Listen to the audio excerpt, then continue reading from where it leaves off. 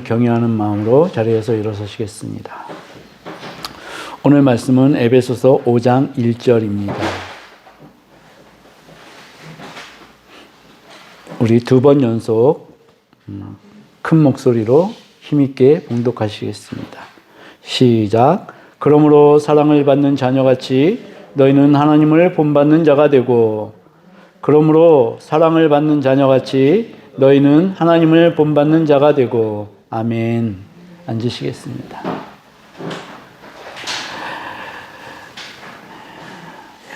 오늘 권사님 기도를 드리면서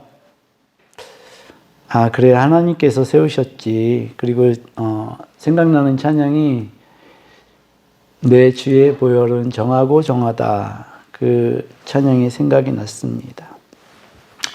감사합니다. 오늘 본문은 굉장히 짧은 구절입니다. 그러므로 사랑을 받는 자녀같이 너희는 하나님을 본받는 자가 되고. 그런데 이 굉장히 짧은 이 본문이 사실은 기독교인들이 가야 될 가장 이상적이고 궁극적인 그러한 말씀을 담고 있다는 것입니다.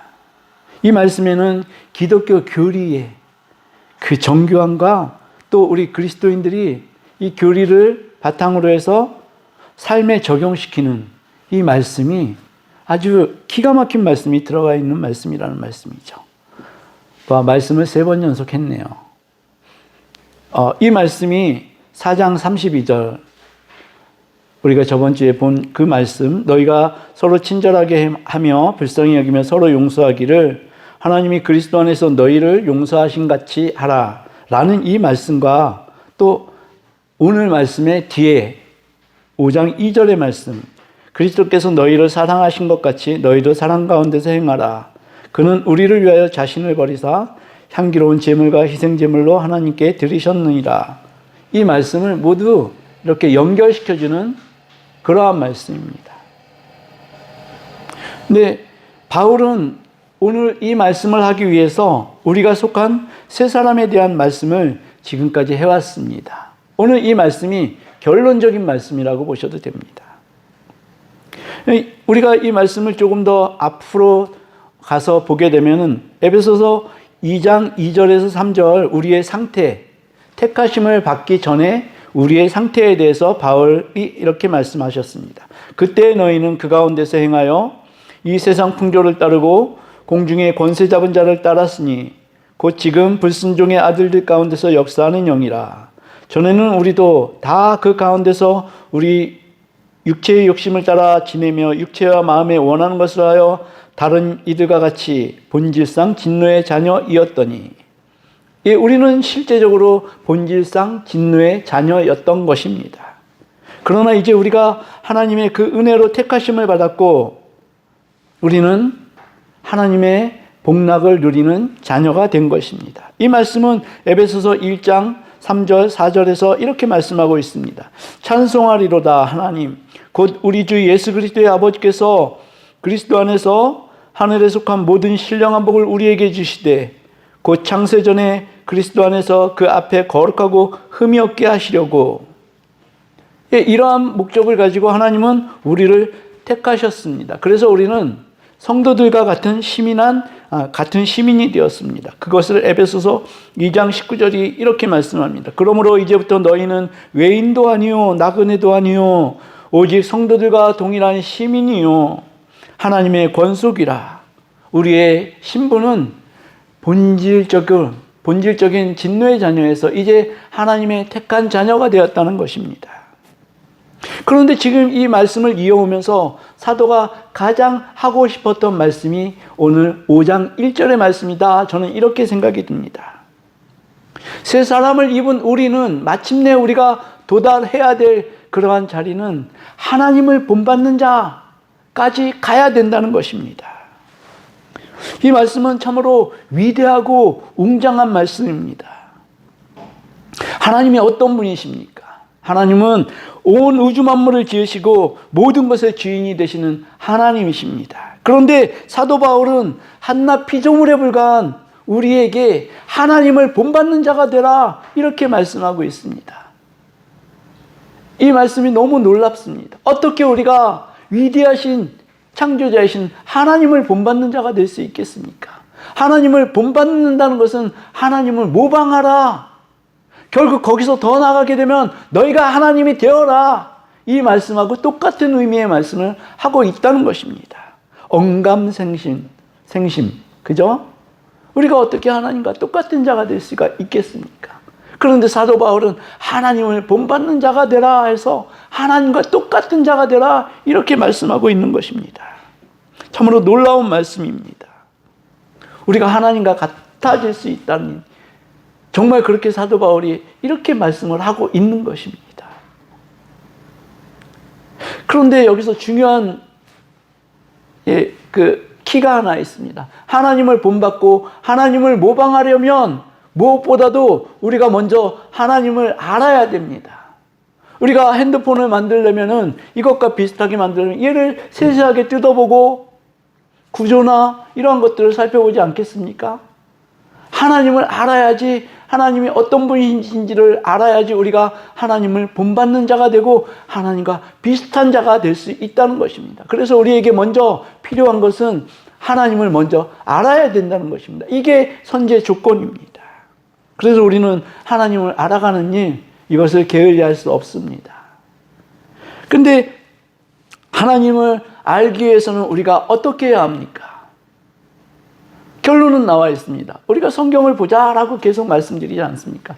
하나님을 본받고 하나님을 모방하려면 성경에서 하나님에 대해 어떻게 말씀하고 있는지 우리가 속속들이 찾아내고 알아내야 되는 것입니다. 그렇지 않고는 하나님을 본받을 수가 없죠. 성경은 하나님에 대한 설명서입니다. 그렇다고 이 성경이 하나님을 다 담고 있느냐? 그렇지는 못합니다. 하나님의 행하신 일, 예수 그리스도의 행하신 기적을 다 담고 있느냐? No, 그건 아니라는 말씀이죠. 하나님은 성경을 뛰어넘으시고 성경으로서는 하나님을 다 담을 수가 없는 것입니다. 그러나 감사하게도 하나님께서는 이 계시를 통해서 성경을 통해서 하나님을 알 수 있는 부분들을 우리에게 보여주고 계시다는 것입니다. 근데 우리가 하나님을 닮아갈 때요, 우리가 두 가지를 구분을 해야 합니다. 그것 하나는 뭐냐니까 하나님께만 전적으로 속한 하나님께 속한 속성이 있다는 것입니다. 그리고 우리가 닮아갈 수 있는 하나님의 속성이 있다는 것이죠. 첫 번째, 하나님께만 속한 그 속성은 하나님을 하나님 되게 하는 속성입니다. 그것은 무엇이냐니까 하나님의 영광입니다. 이 하나님의 영광을 우리는 닮아갈 수 없습니다. 본받을 수 없습니다. 그리고 하나님의 전지전능하심입니다. 우리 인간이 아무리 하나님을 닮아간다 해도 전지전능해질 수 없습니다. 또 하나님의 무소부재, 어디나 계시는 하나님, 이것은 하나님께만 속한 속성이고요. 그렇습니다. 이 하나님의 고유한 속성, 하나님께만 속한 속성, 이것이 하나님을 하나님 되게 하는 것입니다. 그러나 하나님께 속한 이 속성이 우리 인간에게, 우리 그리스도인들에게 이렇게 전이되고 심어지는 그러한 속성이 있습니다. 베드로 사도는 이것을 우리 믿는 자들을 신의 성품에 참여한 자들이다, 이렇게 말씀하고 있습니다. 신의 성품은 하나님의 속성을 말씀하고 있습니다. 그것이 베드로후서 1장 4절 개역 한글로 보게 되면 이로써 그 보배롭고 지극히 큰 약속을 우리에게 주사 이 약속으로 말미암아 너희로 정욕을 인하여 세상에서 썩어질 것을 피하여 신의 성품에 참여하는 자가 되게 하려 하셨으니, 우리 믿는 자들은 하나님의 성품에 참여하는 자가 되게 하셨다는 말씀입니다. 그것은 하나님의 속성이 우리에게 있다라는 말씀이죠. 이 말씀은 하나님의 생명이 너희의 영혼 안에 있다, 이렇게 말한 헨리 스쿠걸의 그 말씀과 논조가 같은 말씀이라고 보면 되겠습니다. 근데 하나님의 속성에서 가장 우리에게 많이 전이가 된 속성이 뭐냐니까요?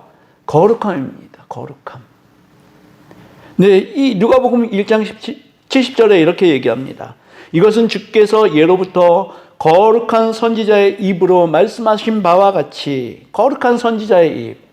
하나님이 거룩한데 하나님께서 세우신 선지자들이 거룩한 선지자가 되었다는 말씀입니다. 네.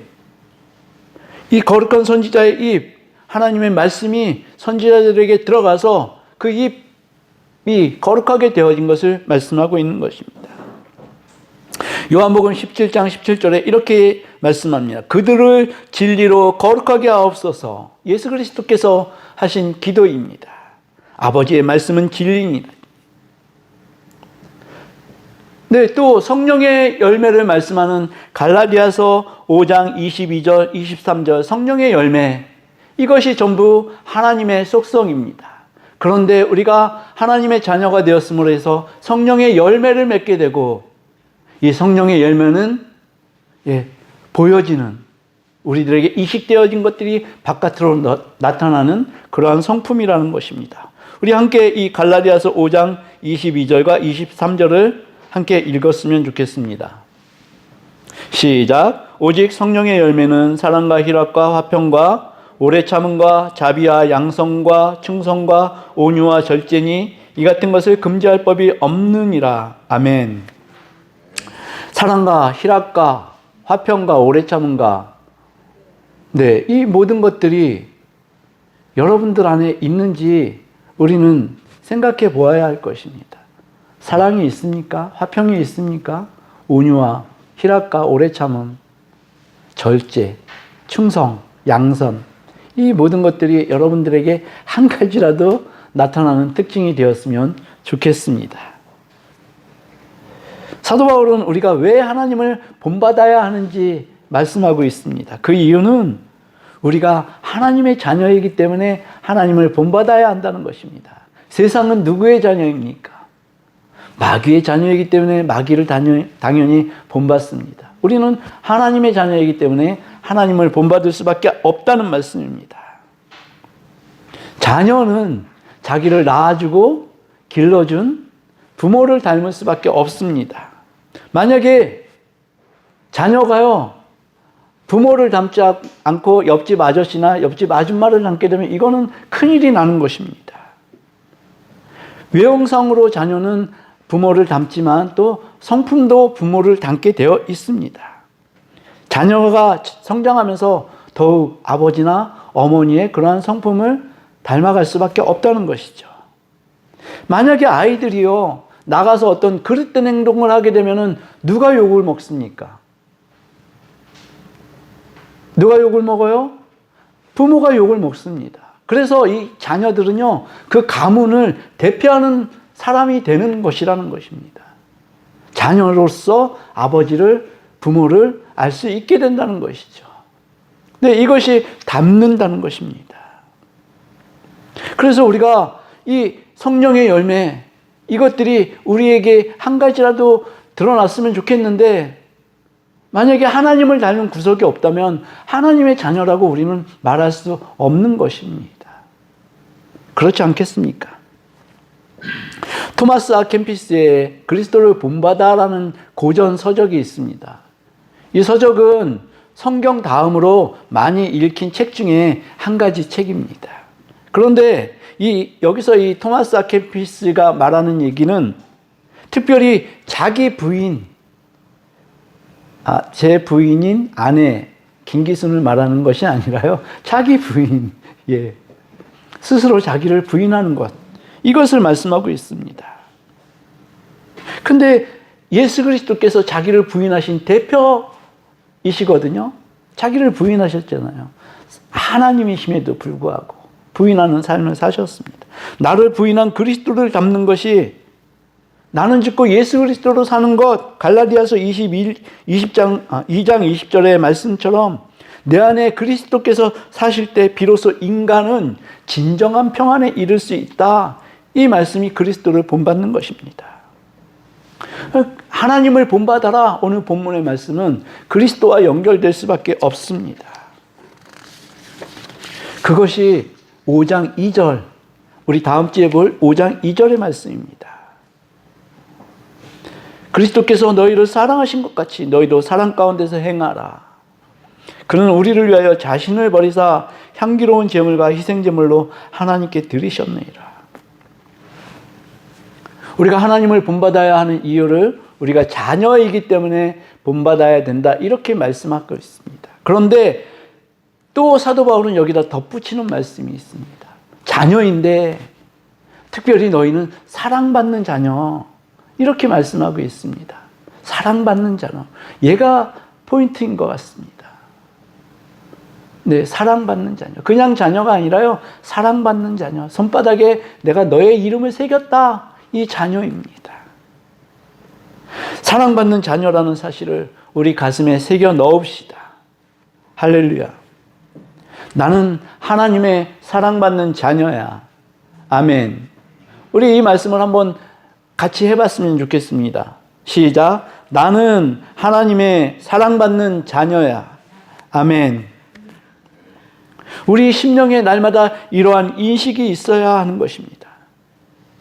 이러한 인식이 계속해서 우리 심령 가운데 박혀있게 되면 우리는 틀림없이 하나님의 사랑받는 자녀로 세상을 살 수 있게 되는 것입니다. 하나님은 우리를 얼마만큼 사랑하셨습니까?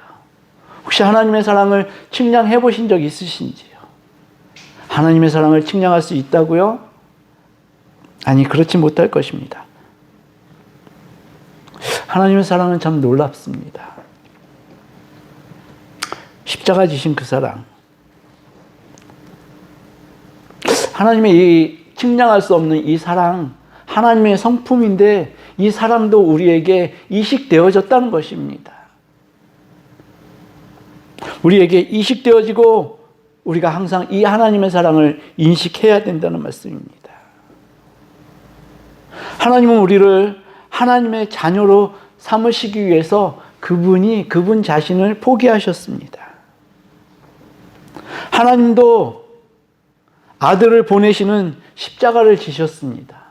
아들을 이 땅에 보내신 것, 또 아들이 어떻게 앞으로 길을 걸어갈지 뻔히 아시고 계신 하나님께서 그 십자가를 지신 것입니다. 또 하나님이신 예수 그리스도께서도 이 땅에 오셔가지고 그 모진 고통과 고난, 희롱과 침뱉음과 가시면류관과 이러한 것들을 다 체휼하셨습니다. 채찍에 맞으시고 그분 자신을 포기하신 것입니다. 자기를 부인하신 것이죠. 왜 그렇게 하셨는지 우리는 알고 있습니다. 왜냐니까 너희를 사랑하기 때문에 그런 거야. 너희는 사랑받는 자녀야. 우리 삶을 돌아보면요, 사랑받는 자녀 같지 않습니다. 그냥 유기되어지고 그냥 관심 없어 하시는 것 같고 이럴 때가 너무나 많지 않습니까? 네, 우리의 가슴에는 이 하나님의 사랑, 예수 그리스도의 십자가가 우리 심령에 있어야 하는 것입니다. 하나님께서 몸소 십자가의 고난을 지시고 우리를 위해 지시고 이 사랑이 너무 이상하고 기이하지 않습니까? 이 사랑이 이해되십니까? 도대체 그분의 사랑이 얼마만큼 큰지 저는 이해되지 않습니다. 예수 그리스도께서요, 자신의 죽음을 예고하시고 자신의 생명에 대한 언급을 하신 말씀이 있습니다. 그것이 마태복음 16장 25절에서 26절 말씀입니다. 이건 예수 그리스도께서 자신에게도 하신 말씀입니다. 누구든지 제 목숨을 구원하고자 하면 이럴 것이요. 예수 그리스도께 딱 적용되는 말씀입니다. 예수님은 자기 자신을 위해서 그렇게 하시지 않으셨습니다. 누구든지 나를 위하여 제 목숨을 잃으면 찾으리라. 사람이 만일 온 천하를 얻고도 제 목숨을 잃으면 무엇이 유익하리요? 사람이 무엇을 주고 제 목숨과 바꾸겠느냐? 예수님 스스로 생명이 가장 중요하다라고 말씀하셨습니다. 그렇죠. 그렇게 말씀하셨죠. 그런데 이 생명이 나를 위해서 죽을 때 그것이 가장 빛난 생명이고 귀한 생명이다, 이렇게 말씀하셨습니다. 그런데 예수 그리스도를 위해서 우리가 목숨을 내놓는다는 것이 일상적입니까? 그렇지 않습니다. 내가 누구를 위해서 목숨을 내놓는다? 네, 그런 친구들이 가끔 있습니다. 그렇죠. 우정이 너무너무 투철하고 의리로 사는 사람들이 있지 않습니까? 네, 이런 사람들은 그럴 수 있습니다. 근데 내가 누군가를 위해서 목숨을 내나? 이거는 사실 쉽지 않은 선택이죠. 이 말씀을 최초로 이루신 분이 예수 그리스도이십니다. 그분 스스로가 이 말씀에 매여서 자신의 생명을 내어놓으셨다는 것입니다. 누구를 위해서요? 우리를 위해서. 예수 그리스도께서 이 말씀을 가장 완벽하게 실행하신 최초의 분이십니다. 예수 그리스도께서 예수 자신을 위해서 하나님의 그 생명을 위해서 자기 스스로의 생명을 잃게 되는 그러한 선택을 하셨다는 것입니다.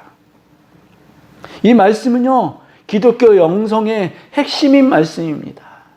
나를 위하여서, 예수 그리스도를 위하여서 목숨을 내는 것. 네. 근데 실제적으로요, 예수 그리스도를 위해서 목숨을 내놓은 사람들이 굉장히 많습니다. 물론 우리는 성경을 통해서 사도들이 그렇게 한 것을 보고 있습니다. 또 초대교회 성도들이 그렇게 했죠.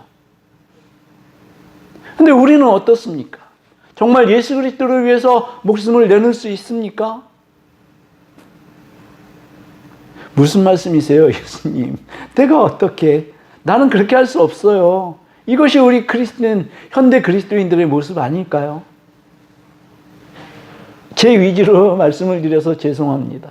저는 그렇습니다. 그래서 제가 더 힘든 것 같습니다. 네가 무슨 목사야? 이런 생각을 자주자주 하게 되고.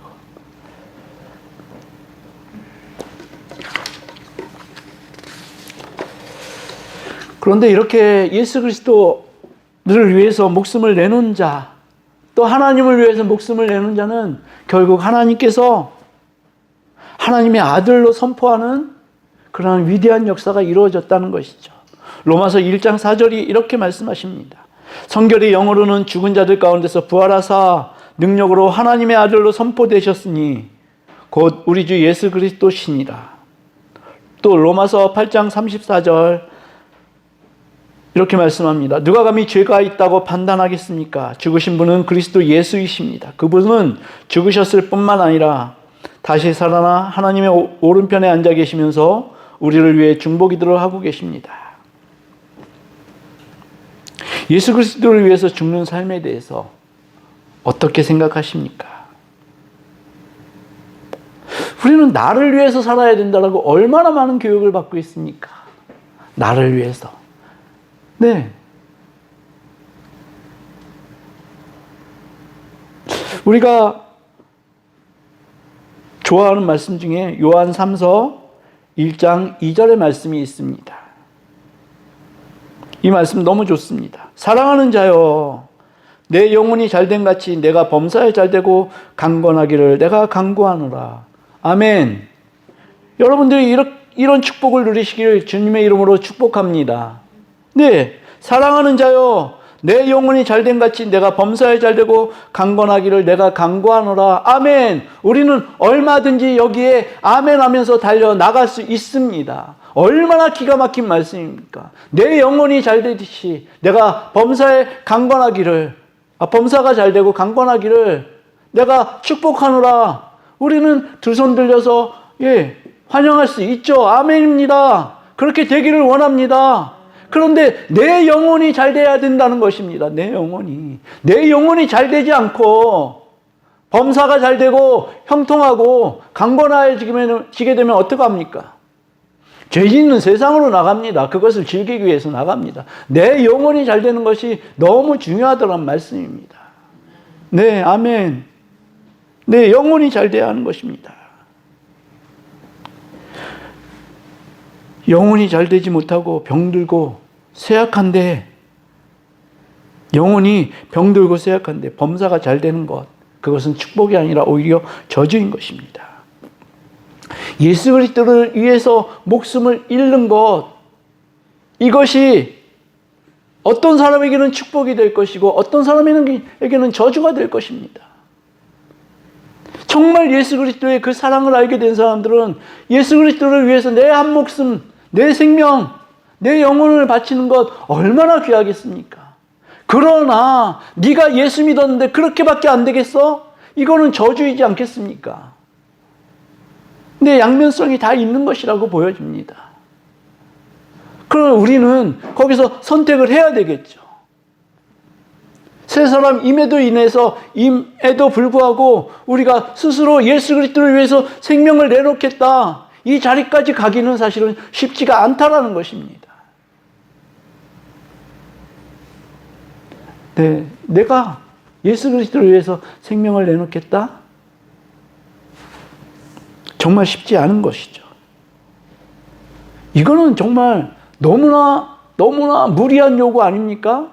나를 위해서 내 목숨을 잃으면,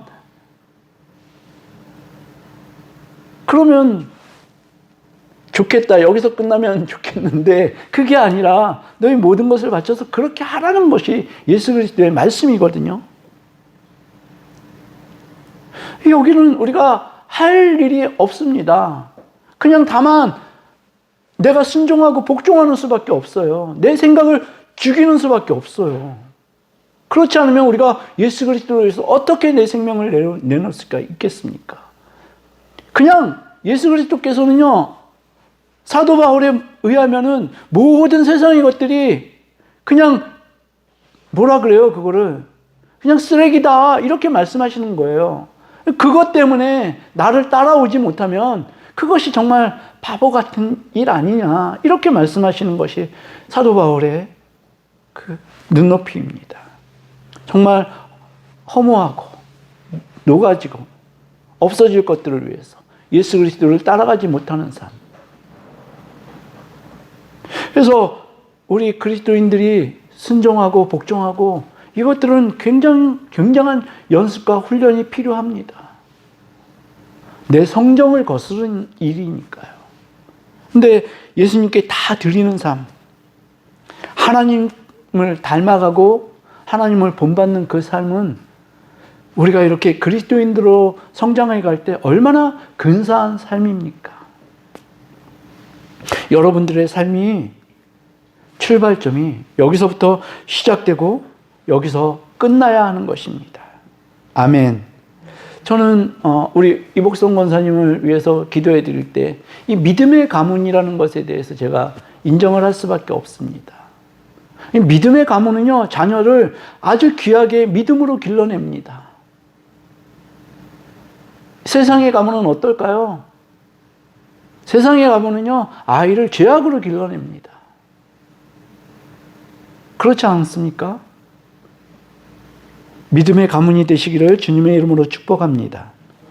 아멘. 5월은 가정의 달이죠. 부모와 자녀로 만나게 된 것, 부부로 만나게 된 것, 교회 안에서 성도로 만나게 된 것, 그래서 예수 그리스도의 그 공동체로 묶여지는 것, 얼마나 귀한 은혜입니까? 또 육신의 어머니의 숭고한 해산의 고통을 통해서 우리는 세상에 왔습니다. 그리고 예수 그리스도의 십자가를 통해 우리는 그리스도 안에서 하나가 되었습니다. 기독교가 참 신비합니다. 예수 그리스도를 위해서 목숨을 잃는 삶이 비극적으로 들리고 좀 이해가 안 되는 부분이 있지만, 내 영혼이 잘 되고 범사가 잘 되고 강건해지는 가장 완전한 삶이 예수를 위해서 목숨을 내놓는 삶인 것이 기독교입니다. 내가 죽고 예수 그리스도가 사는 삶, 그 삶인 것이죠. 사랑하는 성도 여러분, 예수 그리스도를 본받는 삶, 이 삶이 고린도 후서 5장 15절 이렇게 말씀하고 있습니다. 우리 이 말씀을 함께 읽으시고 말씀을 마치겠습니다. 고린도 후서 5장 15절 함께 읽겠습니다. 시작. 그가 모든 사람을 대신하여 죽으심은 살아있는 자들로 하여금 다시는 그들 자신을 위하여 살지 않고 오직 그들을 대신하여 죽었다가 다시 살아나신 이를 위하여 살게 하려 하심이라. 아멘. 여러분 오늘 그리고 지금 여러분들은 누구를 위해서 누구를 본받아서 살고 계시는지를 생각하는 일주일 또 여러분들 인생 내내 되시기를 주님의 이름으로 축복합니다. 아멘. 우리 함께 찬양하시겠습니다.